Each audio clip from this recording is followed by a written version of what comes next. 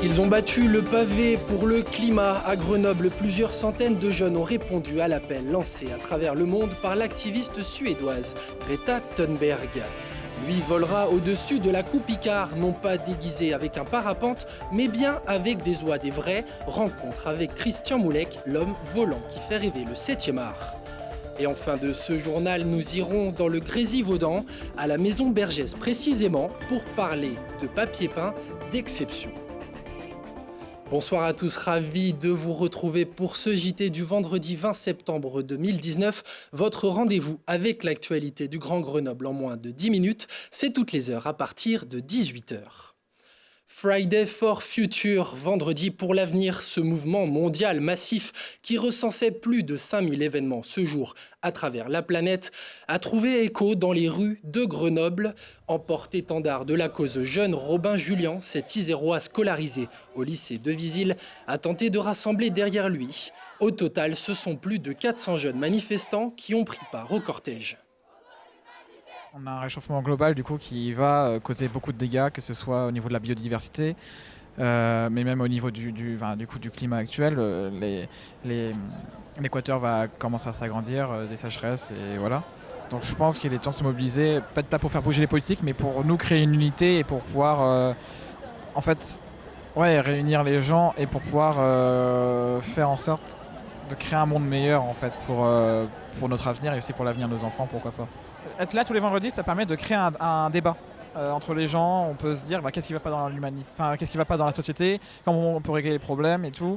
On parle aussi entre nous, parfois on passe un peu de bon temps, mais je pense que ça peut permettre d'ouvrir justement un débat et après pourquoi pas aller sur des actions plus concrètes plus tard en tant que désobéissance civile ou faire des actions telles que Clean Walk aussi pour pouvoir nettoyer et tout et sensibiliser les gens. La marche est partie à 14h de la gare de Grenoble et s'est terminée dans le parc Paul Mistral. Ce samedi, une deuxième marche pour le climat, ouverte cette fois à tous, partira de la Tour Perret à 14h en direction du Jardin de Ville. Le député grenoblois de la majorité, Olivier Véran, était l'invité de Marie-Caroline Abrial dans le Récap Info. Écoutez sa réponse quant à une potentielle candidature au municipal à Grenoble. Je me suis engagé devant les électeurs à faire un mandat de 5 ans comme député.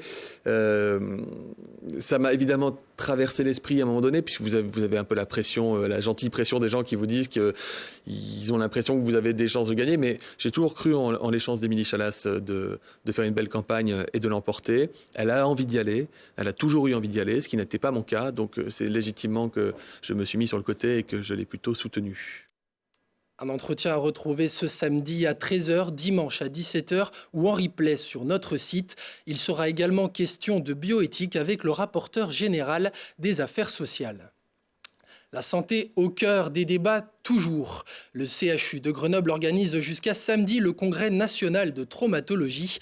En ouverture ce vendredi, les professeurs au Collège de France, Yves Coppens et Michel Brunet, pour une conférence intitulée « De Lucie à Toumaï, duel aux origines de l'humanité ». Une raison de plus donc de venir faire ses études en Isère. L'étudiant.fr a dévoilé son classement des villes étudiantes. Grenoble conserve sa 5e place. Devant, Toulouse, Lyon, Montpellier, Rennes trustent les premières positions. Comme critère, le site internet prend en compte entre autres le cadre de vie, l'offre de formation ou encore le coût de la vie. Au classement des villes moyennes, la capitale des Alpes arrive en tête. Son histoire vous dira peut-être quelque chose. Jean-Paul Rouve lui prêtera d'ailleurs très prochainement ses traits au cinéma.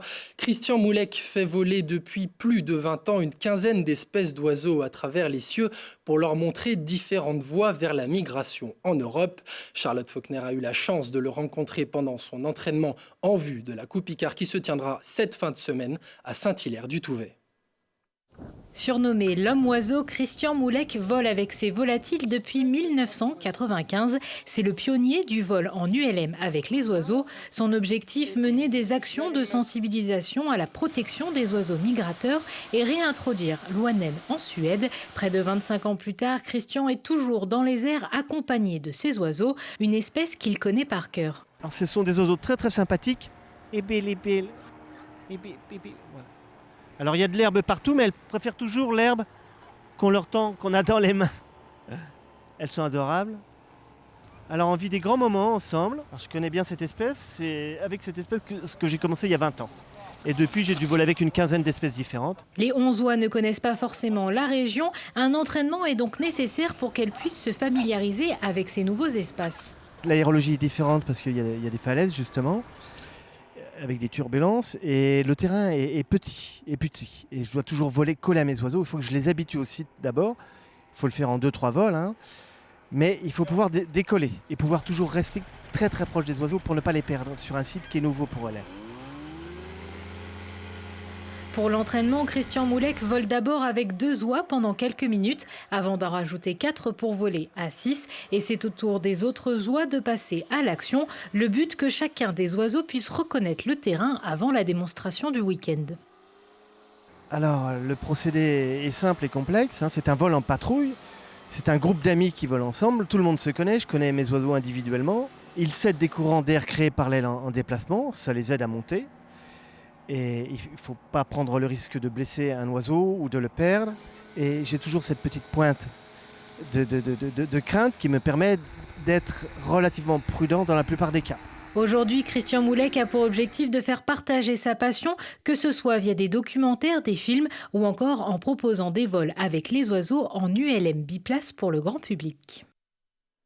Christian Moulek sera en démonstration samedi et dimanche de 17h à 17h15 à la Coupe Icare. Pour les cinéphiles, Donne-moi des ailes, le film inspiré de sa vie, sera dans les salles le 9 octobre. Nicolas Vanier, le réalisateur du film, sera l'invité de Thibault Leduc dans Si on parlait lundi. Elle se déplace également, mais pas encore, jusqu'en Norvège. La métropole de Grenoble étend son réseau de déchetterie mobile sur les communes de Sassenage, de Proveysieux, ce samedi à partir de 9h du matin. L'objectif, permettre aux personnes non véhiculées de se défaire d'encombrants, mais aussi de réduire le nombre de dépôts sauvages sur le territoire. Les prochains déploiements concerneront le Gard, Pont-de-Claix, le Sapet en Chartreuse et le quartier de Mistral à Grenoble. Ce week-end, comme chaque année, les journées européennes du patrimoine font leur retour, l'occasion d'aller visiter un lieu chargé d'histoire, de visiter une exposition. Prenons un exemple concret, vous en avez peut-être sur vos murs, dans votre salon ou dans votre chambre à coucher.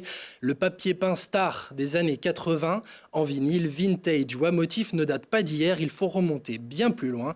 À Villarbonneau, une exposition lui est dédiée dans la maison Bergès. Écoutez les précisions de notre journaliste Laurie Baillet.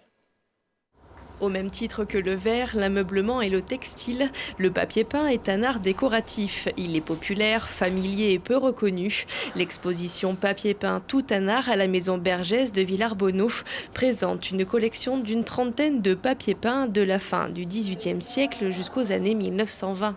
Dès la fin du XVIIIe, alors que les tentures, les tissus sont très à la mode donc chez les nobles, les fabricants de papier peint ont souhaité imiter tous les tissus d'ameublement qui étaient faits à cette période. C'est aussi l'art de la composition à partir des motifs de fleurs, où là les fleurs se prêtent complètement à des compositions très diversifiées. Les fabricants ont voulu en fait, tout imiter de manière à présenter à moindre coût en fait, des décors pour que chacun ait son décor chez soi.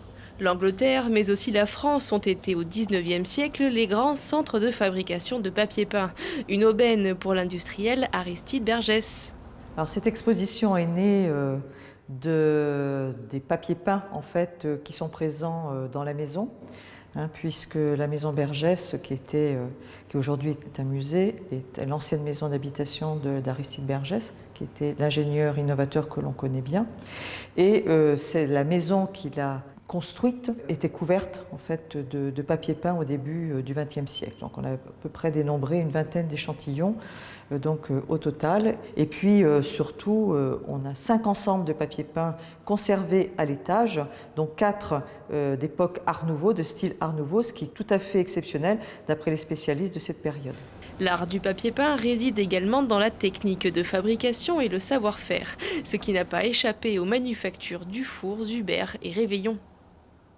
Une très belle exposition à retrouver jusqu'au 3 novembre prochain.